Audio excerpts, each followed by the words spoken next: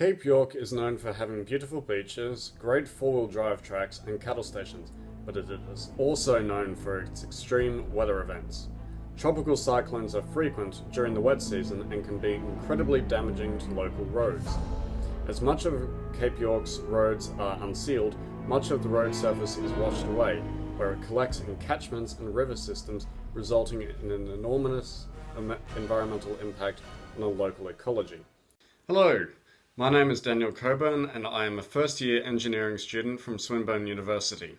I am here today to propose a solution for the transport and access section of the Engineers Without Borders Challenge. I would like to acknowledge the original custodians of this land, the Apathu people of the Cape York Peninsula, and pay my respects to their elders past and present.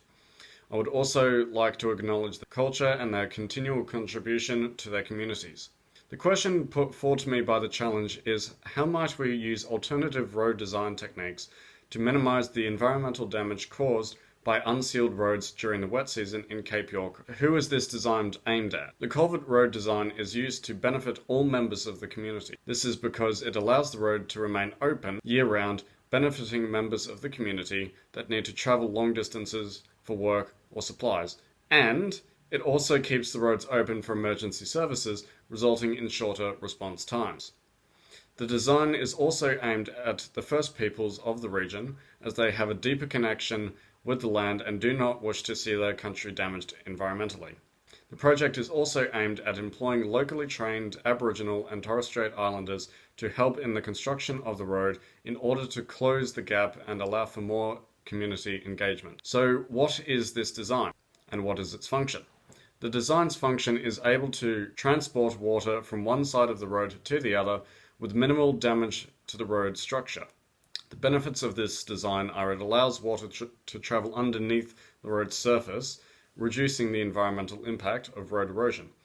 It is a cost and time-effective solution to implement statewide, and the concrete base also allows larger vehicles such as trucks to be supported when crossing the culvert. So where will this design be built? This design will most commonly be placed in flood-prone locations such as valleys, creeks, and also over known watercourses where water, also known as kaiti in the local dialect, often travels during heavy rainfall. It can also be placed over large streams and murrumbidgee, or rivers, to help cope with the increased water flow. When will it be built? The design can be implemented in a relatively short time frame. The first process that must be undertaken is a site inspection, where locally trained engineers and surveyors will assess the topography of the land and can then select the ideal design from a number of design options.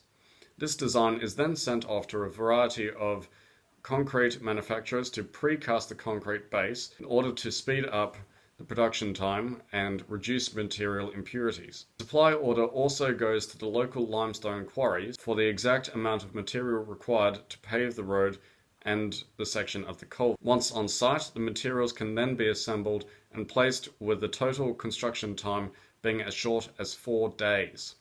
To demonstrate the advantages of the culvert design, I have developed two prototypes.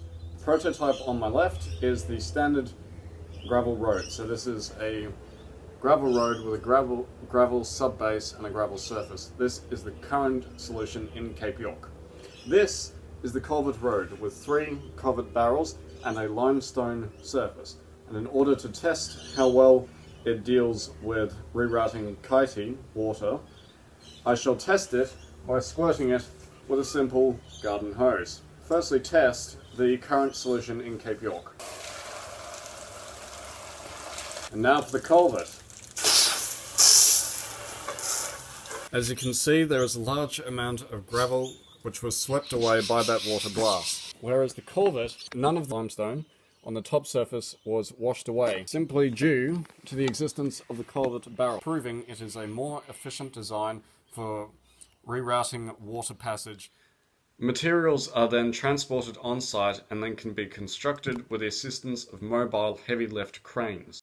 In conclusion, I believe that the culvert road design is not only an effective way to mitigate the environmental impacts of road erosion caused by heavy rainfall in Cape York, but that local communities will be actively involved in its construction and its use. Thank you for watching.